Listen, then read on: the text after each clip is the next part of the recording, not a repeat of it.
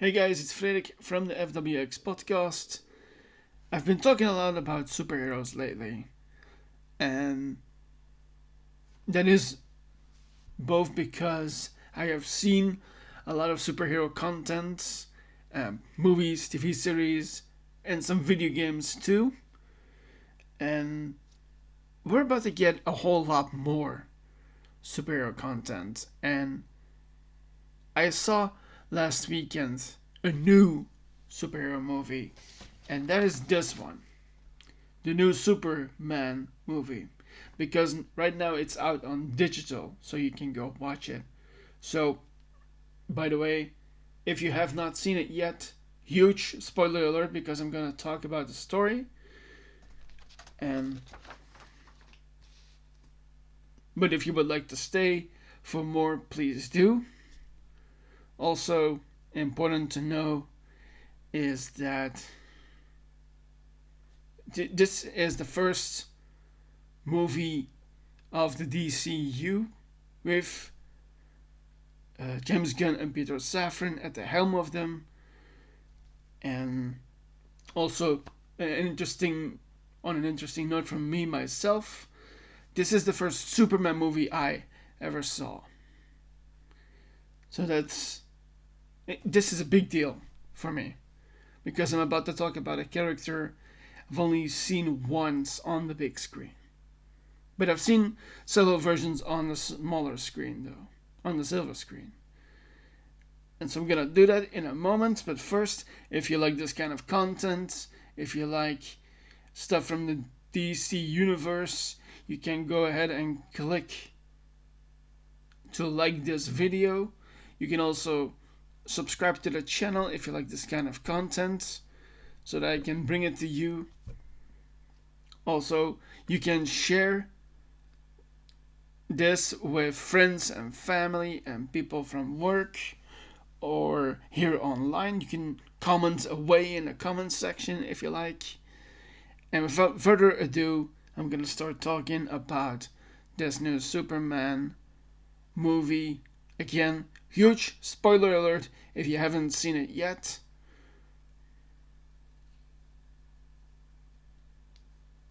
Also, one last thing that's important here. I'm not a native English speaker, so if I get a word wrong, or I flub, or I have an awkward pause, that's completely normal. So please stick with me as we talk about this new movie from the DCU, directed by James Gunn and co-produced with Peter Safran. Okay, let's start talking about the 2025 Superman movie. So, this movie starts with our guy, David Corenswet, as Superman, getting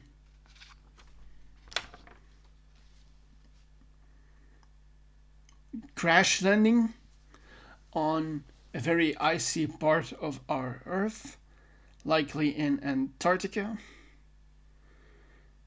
And here we see that he is messed up because he has just been in a fight. And that is with the Hammer of Borovia. And as the movie begins, we get some information about the universe.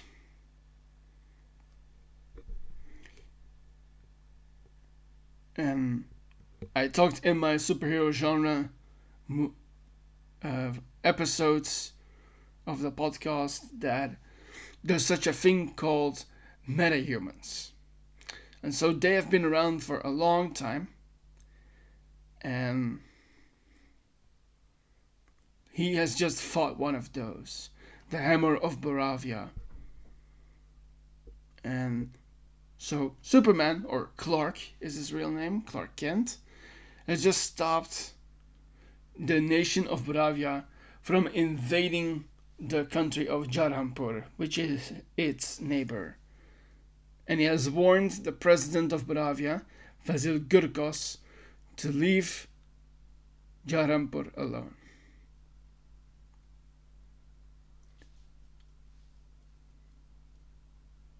And he has done that in the city that he grew up in, that he also works in Metropolis.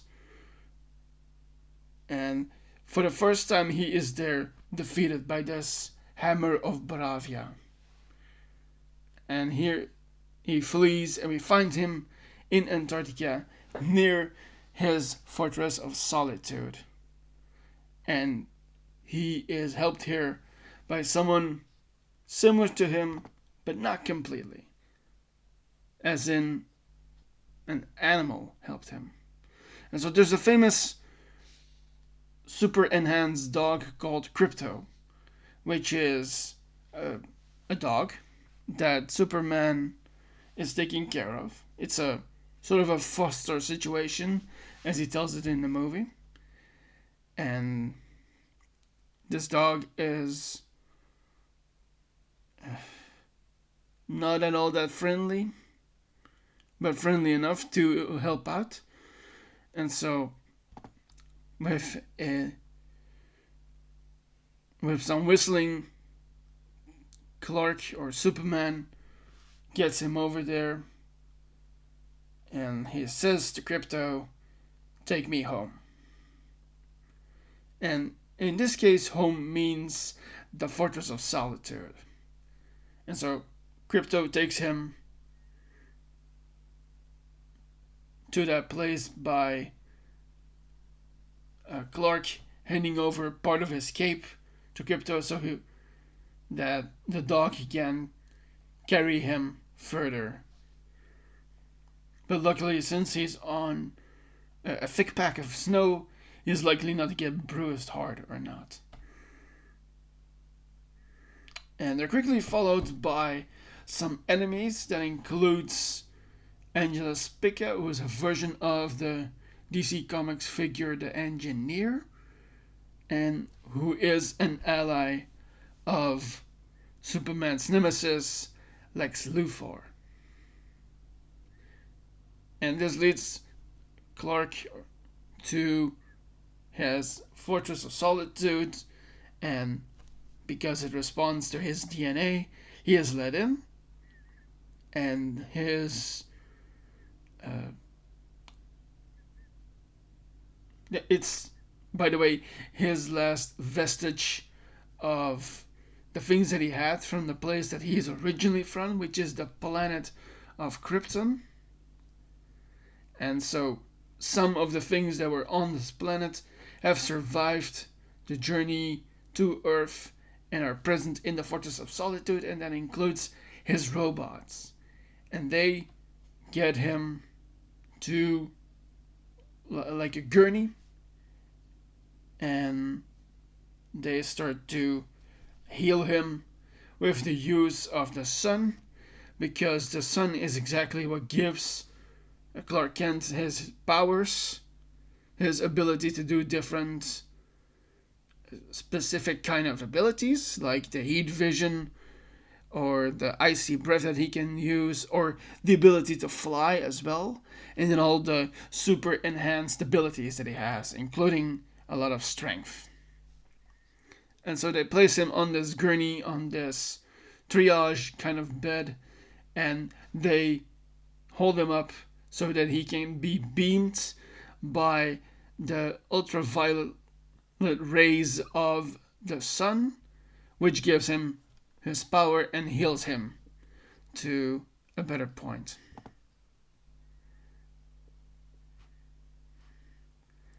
And while that is happening, one of those robots has also put on the message from Clark's birth parents from Krypton, his father Jor-El and Laura Van. Also, interesting note here, Jor-El is played in this, well, it's also kind of beamed. You see it in a futuristic kind of way. And Jor-El in this message is played by the actor Bradley Cooper, who you will definitely know from movies like The Hangover and several other drama movies, and also as the voice of Rocket Raccoon in the Guardian of the Galaxy movies that James Gunn also directed at the time. And so Jor-El and Laura are Clark's parents from Krypton, and the message that they have conveyed along with his sending to Earth is something that suits him, and that's something that this robot says to him, like, we put this on because we know that it suits you. But unfortunately, that message has also been damaged during the journey, so only the first half of it is played. And this leads Superman ultimately at let's say an 80% of 100 back to health. And this leads him to go back to Metropolis, and he goes back to his work, which is at the Daily Planet, and of which you can see that big globe here on this picture. Sorry for that.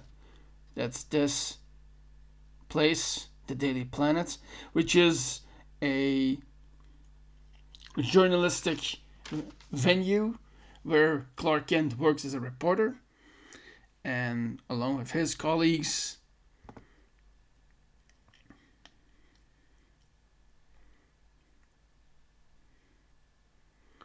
but then shortly after, he is once again has an encounter with the Hammer of Borovia, and unfortunately beaten again right outside of the Daily Planet. And as the hammer goes back to where it's supposed to be from, we see that Clark is bruised the hell up, but still fairly okay, despite getting beaten up again. And so as the hammer returns to what seems to be some kind of military base right outside of the city, we see that actually there is someone inside this large, bulky, hulky armor. And that is nobody else but a figure known as Ultraman from the DC Comics, of course. And this leads... So we get back to Clark taking care of himself, and he goes home, and he returns to someone that he knows from the Daily Planet, and that is Lois Lane, played in this movie by Rachel Brosnahan, who you will know from the Marvelous Mrs. I'm checking for a moment to get that name right. The Marvelous Mrs. Maisel. That's the name. And I recently also saw her in a movie called The Amateur, where she played the wife of the main character. And so Clark returns to her apartment, and after having talked to her at the Daily Planet, and they seem to be good colleagues, but that is the perception that they want their colleagues to have, including their boss, Perry White, played in this movie by Wendell Pierce, who also played a huge role, a congressman in the Thunderbolts movie, also known from other roles like in The Wire and in the Jack Ryan universe as Greer.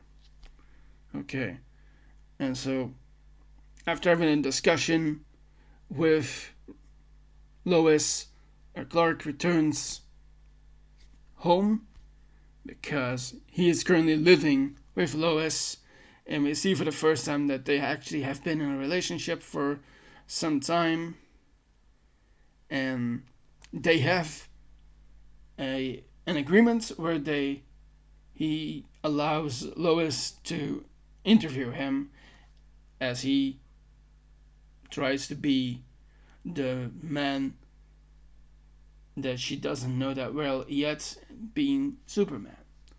And so this leads to them talking about all the legal and ethical implications of him going to Boravia and talking to this president and bypassing protocols involving the US government and all of that. And this leads to something of a discussion, almost a fight, but not really a fight, I would say. I wouldn't know. But that leads to him leaving again. Well, not again. I'm saying it because he saw her previously at work at the Daily Planet, to then come home and then have that argument with her when it came to what he did in Boravia and the fact that he didn't follow any kind of protocol when it came to the government and all of that. And in the meantime, we see that Lex Luthor, by the way, played brilliantly by Nicolas Hoult in this movie, has a little creature that he unleashes on the city while he is going to try and infiltrate the Fortress of Solitude with those two people that he has helping him. Both the engineer, the Angela Spica version, and Ultraman. And as we see from this point, this little thing is actually a kaiju, which is what a Godzilla initially is in its movies. And so this thing grows and grows and grows. And it serves as a huge distraction, literally, for Superman and for the Justice Gang, which is a team of metahuman heroes composed of Green Lantern, Guy Gardner, played in this movie by Nathan Fillion. You have Mr. Terrific, played by Edi Gathegi. I hope I said his name correctly. Didn't mean for that to rhyme. And then also Hawkgirl, played by Isabela Merced. And while they are fighting this kaiju thing, we have Lex Luthor infiltrating the Fortress of Solitude with those two figures, and they overpower everything in sight, and also manage to capture Krypto, and they discover the message that Superman's parents brought along with him to Earth in the capsule that he landed in.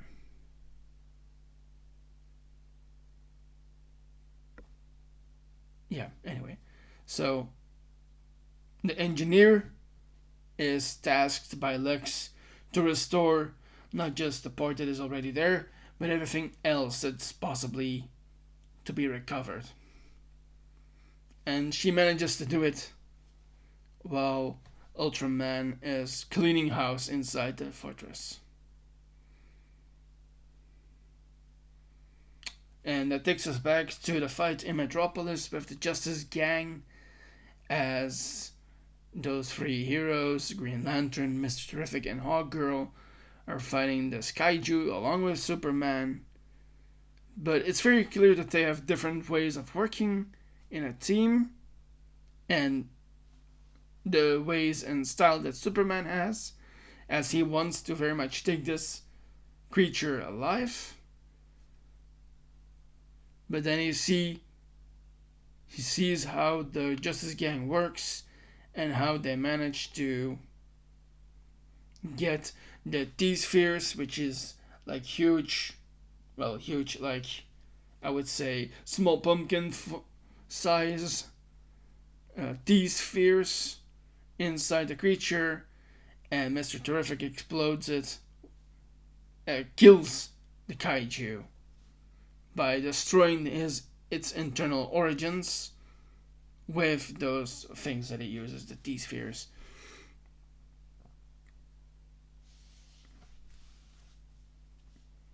Well, Superman is trying his best for any person that is around to not get hurt by what is happening. Because when you have an incident like that in a city, you're bound to have unintended consequences. Meaning innocent people that stupidly die.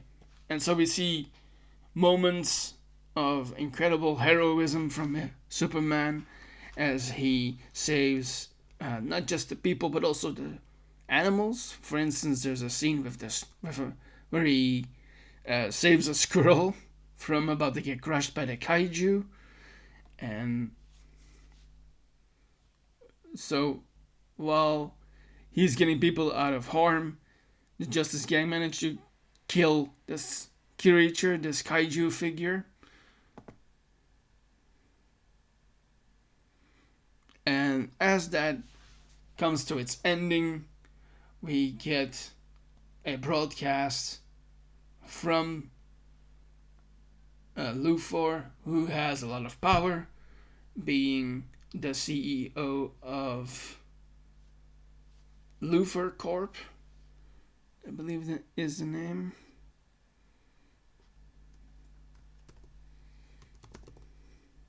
Yes.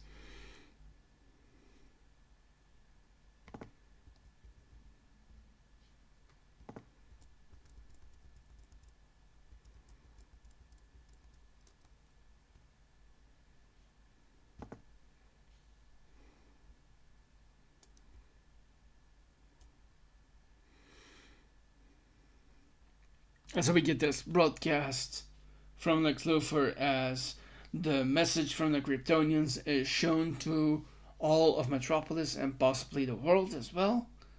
And Clark is absolutely shocked that there is a second half. And his parents in this message, in the latter part, say that he must conquer Earth and take as many wives, as he is the only survivor of the destruction of the planet, and so that he can make the procreation so that the Kryptonian race can live on.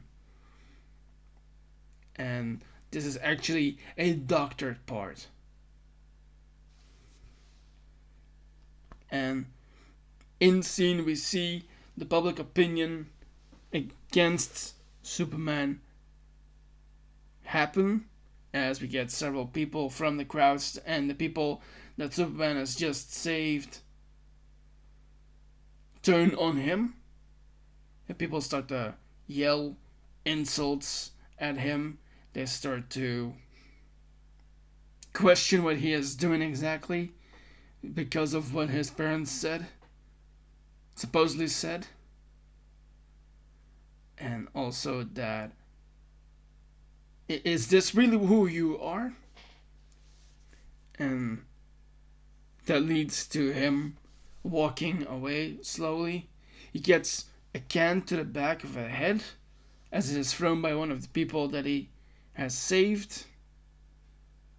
And so he goes into a place which is actually a huge Easter egg for this movie, and that is the headquarters of Maxwell Lord, who is a huge figure when it comes to especially the Superman side of the DCU lore. And I've said this before in a previous video, has been played before on the big screen by the immaculate Pedro Pascal, but now portrayed in this movie that you see very much later on by James Gunn's brother, Sean Gunn. And we get that moment with we get a moment with Clark, with Superman, as he's trying to contemplate on what to do. And as he smashes his fist into the console that he is standing in front of in the scene, and he's trying to contemplate on what to do. And then the Justice Gang comes in, and you have Guy Gardner, despite his exterior and his personality of being a dick, protecting Superman as the people outside are still hurling insults at him and try to protect him by making a barrier with his, with whatever the power of the ring that the Green Lanterns have. And that leads them to talk for a moment. And Clark all of a sudden realizes, where is Krypto? And so he goes looking for Krypto, while the Justice Gang goes back to their hideout. And it leads Clark to confront Lex Luthor in his building. And Clark is obviously very angry. And he almost punches Lex and threatens him, because Krypto is one of the few beings on Earth that is still part of the planet of Krypton. I'm making that clear distinction because the dog is named Krypto and the planet is named Krypton. And that leads him to ultimately go back home, as he is living with Lois, of course. And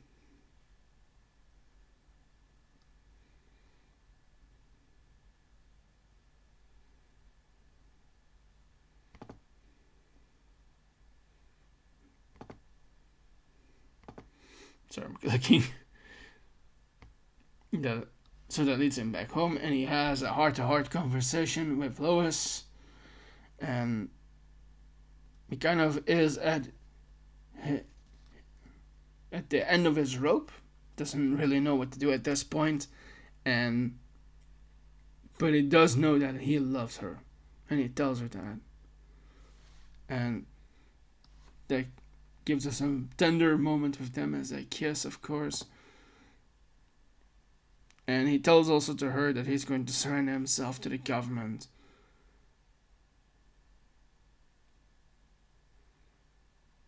And while she is trying to reassure him that she has finally at the point where she believes that he is a good person. And so Clark goes to wherever it is that he wants to meet with the government. And so they hand him over to Luthor to be detained and questioned.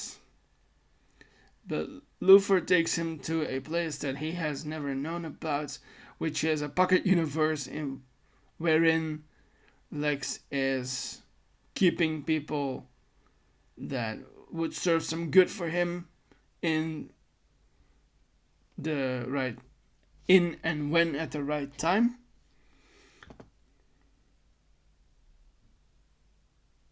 And that also includes Krypto, who's there. And as Clark arrives to his cell to be imprisoned, he sees Krypto as it is being analyzed and researched.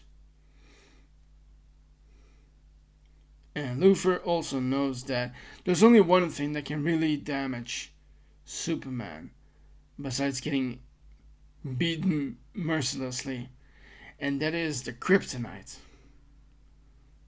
And while everything of the kryptonite that has been used before it has been stored away in some kind of a safe place, Superman is imprisoned with the metahuman Metamorpho, who is played in this movie by Anthony Galligan. who you might, sorry, not Galligan, Anthony Carrigan, who you might know from roles in the show Barry, but then also, in my case, Victor Zsasz in the TV series Gotham. And obviously other roles as well, which also includes a villain role from the Flash Arrowverse show, Mist.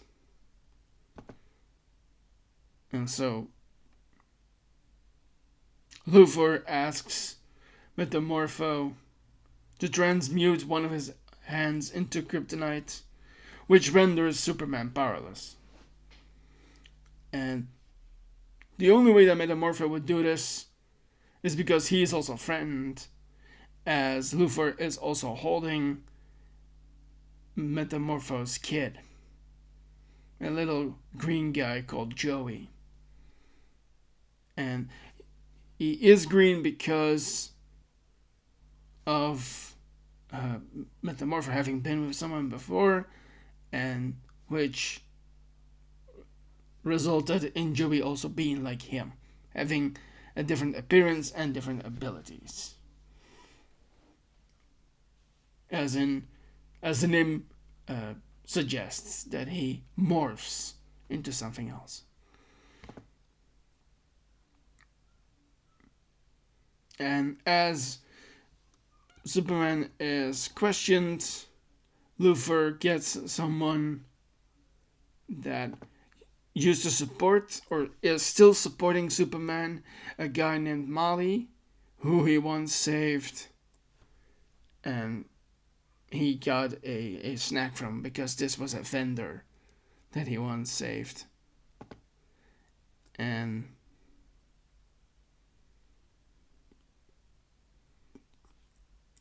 unfortunately,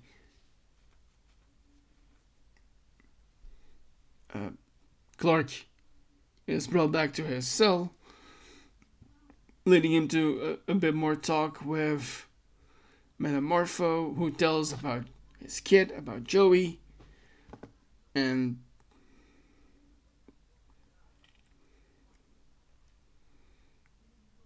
he finally agrees to help Clark escape from this prison, while they also free Joey and Krypto. In the meantime, we see Lois convince Mr. Terrific as she goes to the place where the hideouts that the Justice Gang has, which is in that iconic building that the Justice League initially uses. I think it's called the Hall of Justice. I'm gonna look it up just to be sure for a moment.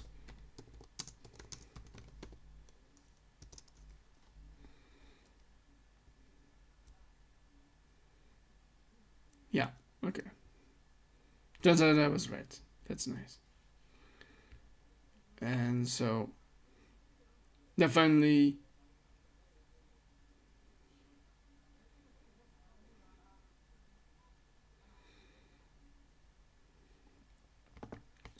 Lois has this conversation with the Justice Gang, with Hawkgirl, with Guy Gardner, and with Mr. Terrific, and she strikes out basically because there's not that much that they can do, or even want to do, because they have no idea where that pocket universe is where Luthor is keeping Clark.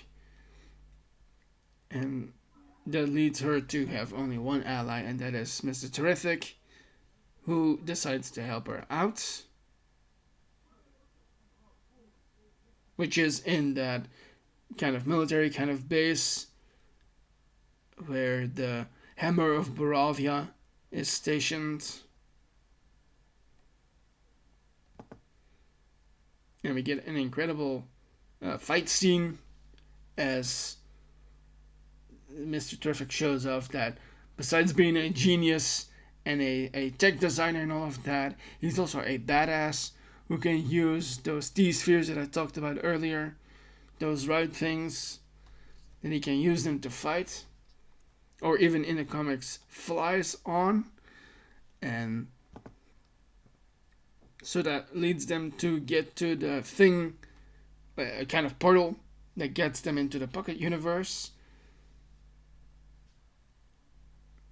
And because of the environment that this portal shows them, they can't really move any further, allowing them to rely on the tech that Mr. Terrific has, as he uses the spheres as cameras.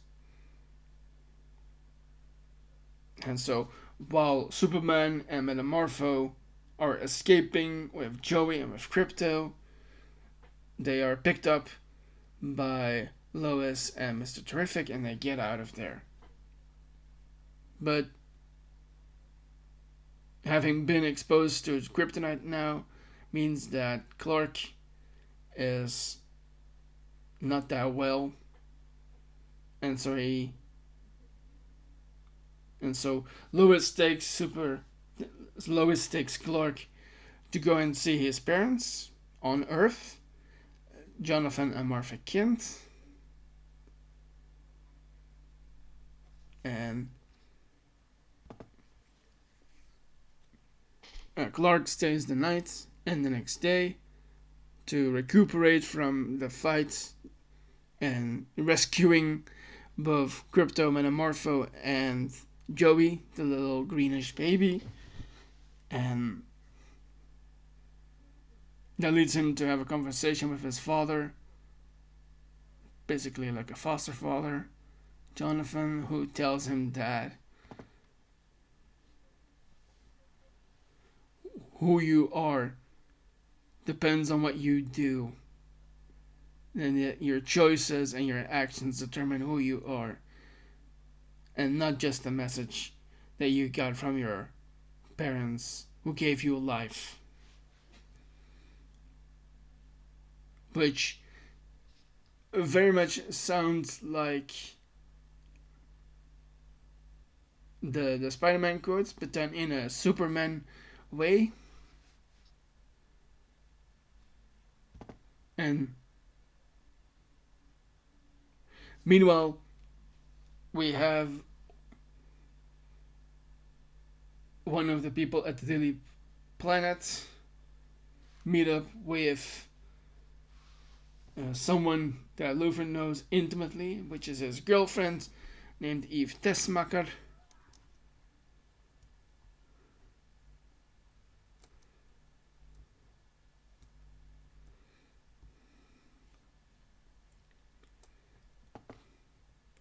Gonna give you the names of the people.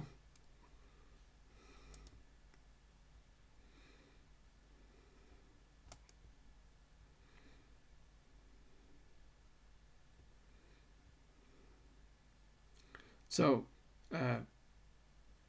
Jimmy Olsen is played by Skylar Gisondo, who is basically Clark and Lois's closest colleague. And so Jimmy has kind of a wave the ladies, which leads to him meeting up with Eve Tesmacher, who in other media is also a person inside the Daily Planet. But then in this case,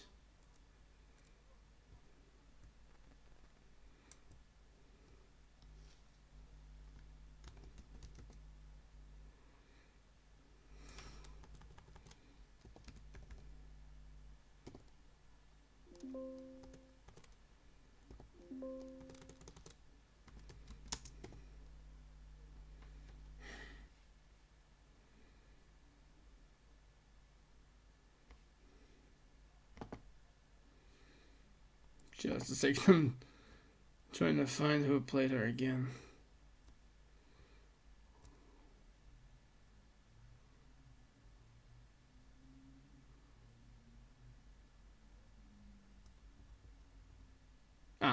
Here it is. Sarah Sampaio is the person that portrays Eve Tesmacher.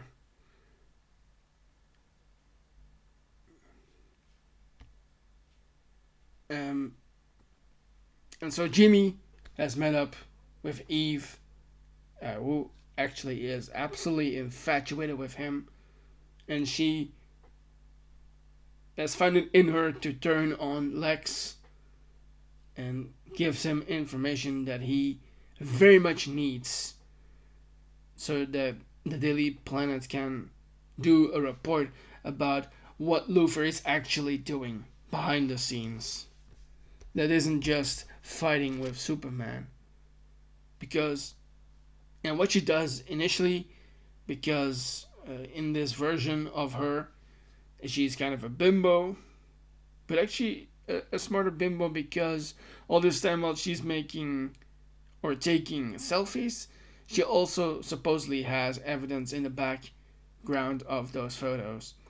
And that leads to Jimmy getting the right information, which is the evidence that Luthor has been helping Boravia for a very long time now. And so that he can have a portion of Jarhanpur. So that he can create his own nation. But Lex finds out about this and imprisons her.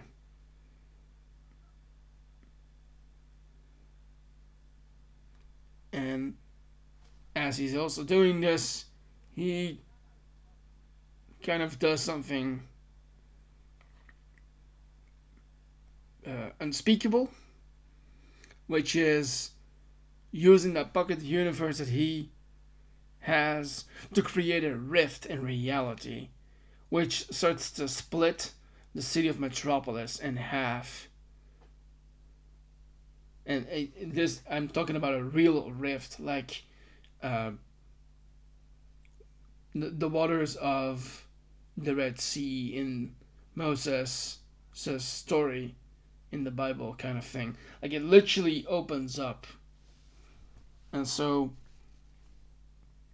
that leads to Superman, of course, going back to Metropolis to fight. But he has also learned from his mistake earlier by actually involving other people, and so he sends the Justice Gang and now also Metamorpho as part of the group to Boravia so that they can help Boravia from invading Jarhanpur. To give you a bit of an idea of what these countries are like, Boravia is a way more technical and militarized dictatorship, while Jarhanpur is a country with an extreme level of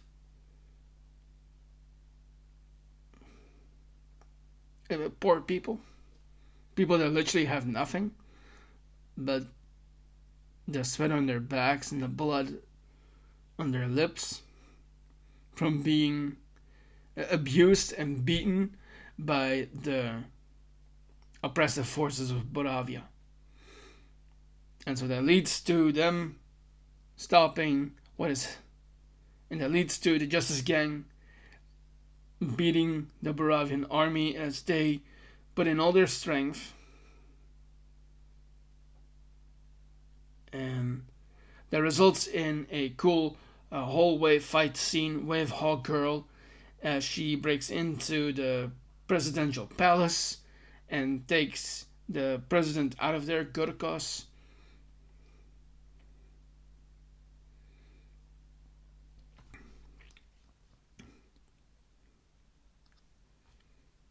I'm gonna look up for a moment. Polite.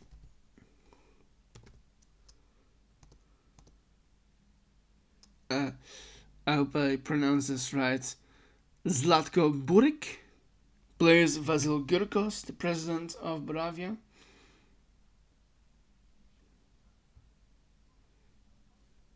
And so we have that amazing hallway fight with her as she takes care of his presidential detail's a different word for guards in this case, and finally gets him out of the presidential palace.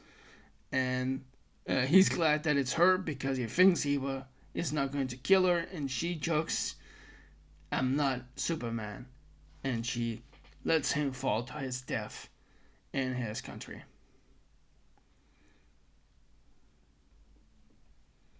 As that is all happening, Superman and Mr. Terrific are fighting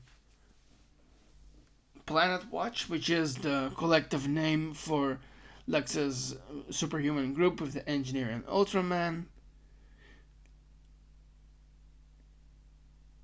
And to give you an idea what they actually do, is that the Engineer is this kind of person that is infused with artificial intelligence, and especially nanite robots, which are really small technological things that are inside of her, and so she uses that to gain access electronically, digitally, and also in a fighting way. And Ultraman is basically, well, as it is revealed in that moment with the fights, a literal clone of Superman. And so the whole time that Superman is fighting with Ultraman, he's looking at a mirror of himself in a dark, muscly outfit.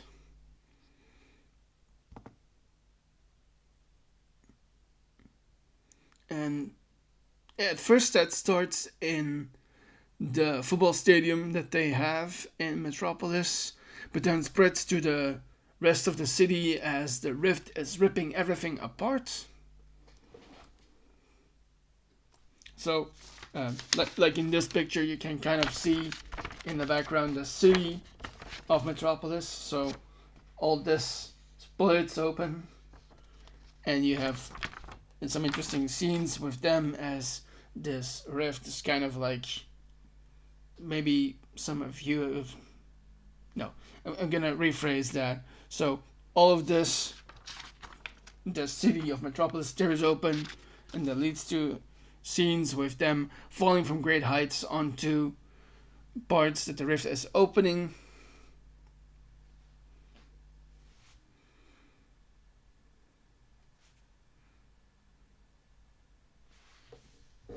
And having learned from his mistakes and his earlier wrongs, Superman manages to defeat Ultraman and knocks the guy into a black hole that is beneath the rift. That was originally inside that pocket universe where Lex Luthor was holding all those people.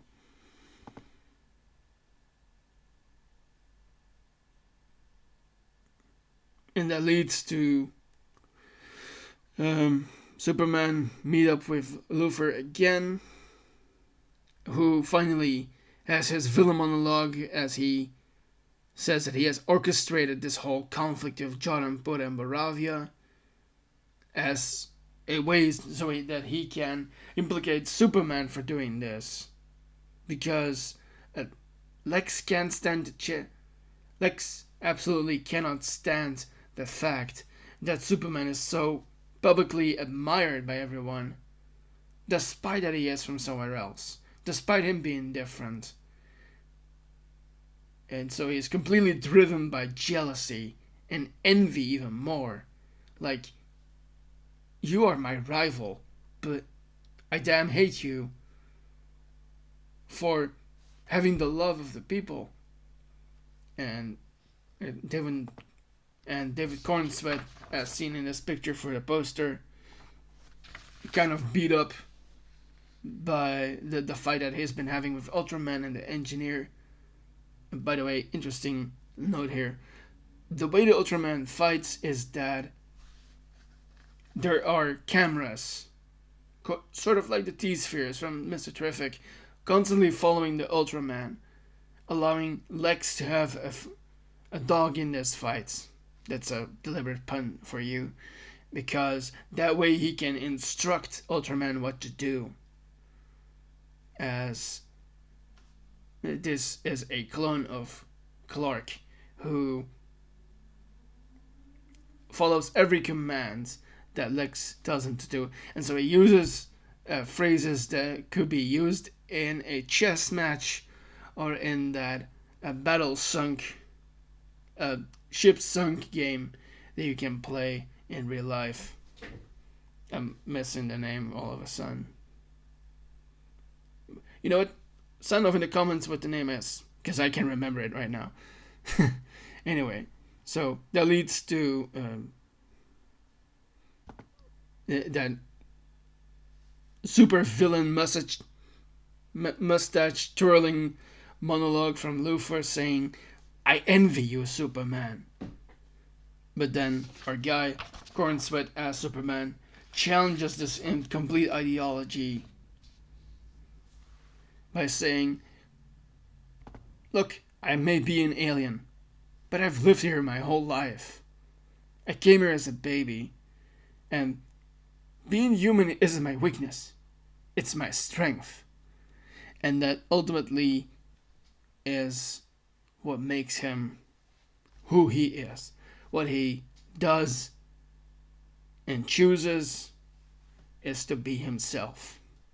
And that's a powerful message that he says to Lex in that moment, and that resonates beyond the page and the screen. Wait, by the way, I did say page because this movie has an incredible script. It was incredibly well written because I constantly believed what was happening. And you know, I'm not into the rating thing. I'm not going to say what is a better movie or not, but this was just a top-notch moment of just two people giving inspirational speeches. Well, one an inspirational speech, while the other one being like twirling, like just super villain shit.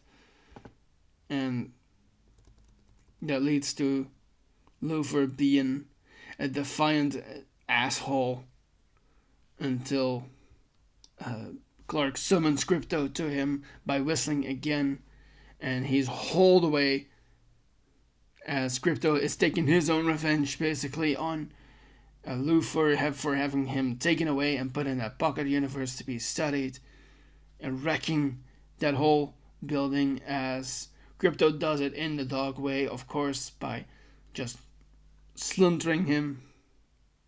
That wasn't a word. Just absolutely throwing him all over the room until he finally is defeated. And while this is happening, the people helping Luthor out with this camera-like work fall, as it is explained on the screens that are still up, that aren't damaged by all the ravage of Superman and Krypto, that the schemes that Luthor has been doing are now revealed to the public, as the people from the Daily Planet, including Jimmy Olsen and Lois and some of their co-workers and their boss, Perry White, finally expose all of this to the public, finally clearing Superman's name. And that leads to those associates of Luthor being arrested, and he too is taken away to a cell worthy of his name, while those that are still left in the Pocket Universe, and that includes Eve Tasmaker, are freed. And as they are freed, Eve, of course, comes out and is amazed by the fact that Jimmy was one of those people who got the right information, the evidence to expose Luthor of his crimes, and they have a lovely moment together. And Lois is present.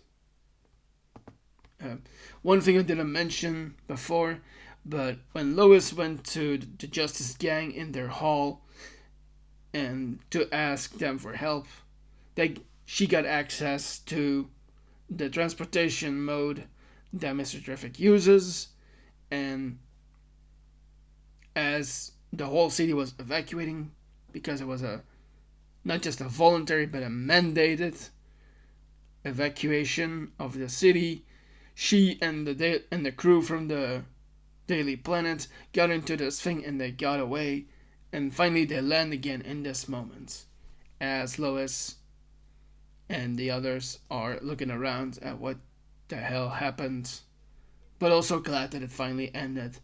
And Day helps in it, as they reported from what happened inside this transportation mode of Mr. Terrific.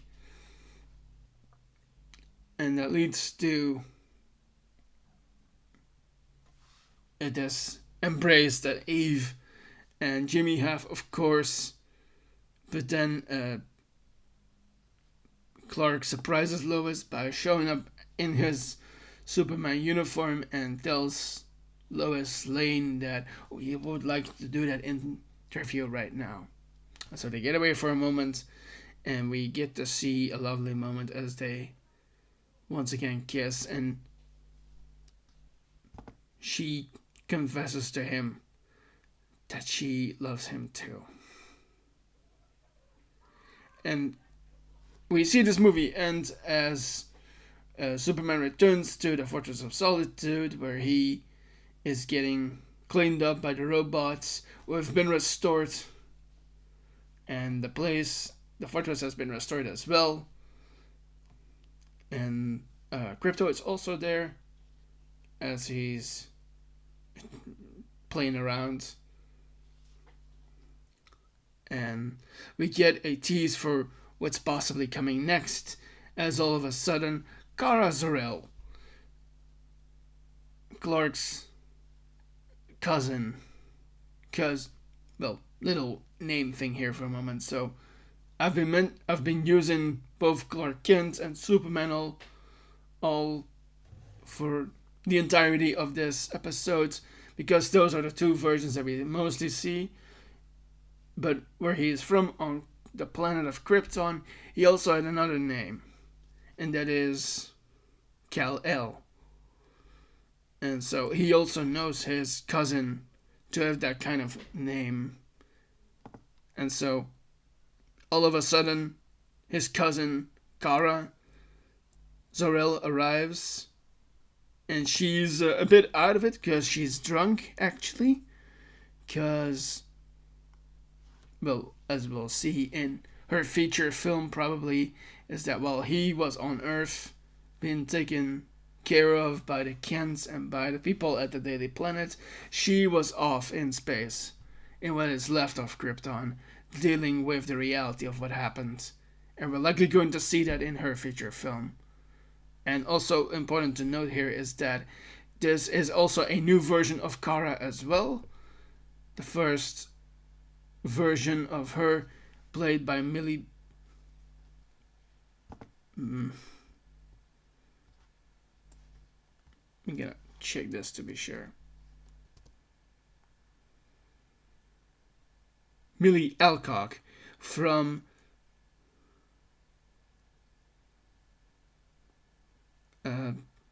Dance with Dragons, where she used to play a really huge role.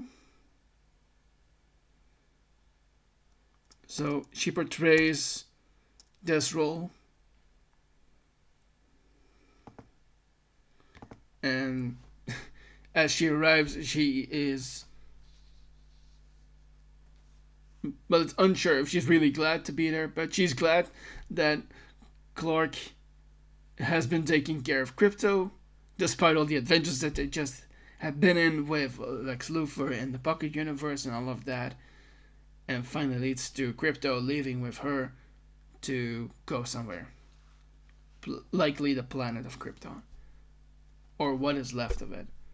Finally leaving Clark alone in the fortress, as the robots are comforting him with the footage of his childhood on Earth, of all the time that he has been taken, all the time that he has spent with his relatives, with his father and mother, Jonathan and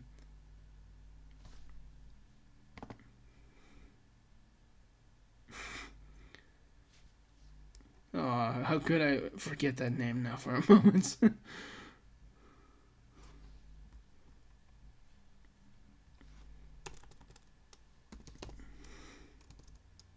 Martha.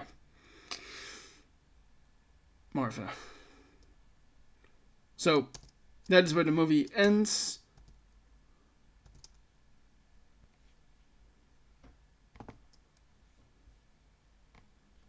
As Clark has this